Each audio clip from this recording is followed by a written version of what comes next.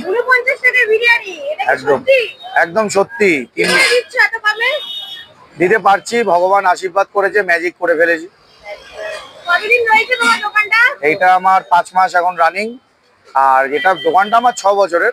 মোমো, কাবাব, pasta এগুলো করতাম। এই সেগমেন্টটা সরস্বতী পুজো থেকে খুলি, মারাত্মক রেসপন্স। মোমো কাবাবটাও খুলবো খুব শিগগিরই। এখন একটু ম্যান পাওয়ার আর জায়গার অসুবিধা বলে খুলতে পারছি না। ওটাও শুরু যখন হবে তোমরা ভিডিওতে অ্যানাউন্সমেন্ট পেয়ে যাবে। আচ্ছা, লোকেশনটা যদি একটু অডিয়েন্সে বলে দাও। লোকেশন এখন একদম সহজ, গুগল ম্যাপে আউজি খাউজি দমদম মারলে একদম আমার দোকানের সামনে এসে পৌঁছাবে। আর যদি দমদম স্টেশন থেকে নেমে 5 নম্বর প্ল্যাটফর্ম, দমদম জাংশনে নেমে 5 নম্বর প্ল্যাটফর্ম থেকে বেরিয়ে একদম ট্রেন্ডসের পাশে, রিলায়েন্স ট্রেন্ডসের পাশে পাবলিক টয়লেটের অপোজিট সর্ষের তেলের ঘানির সামনে আমার দোকান।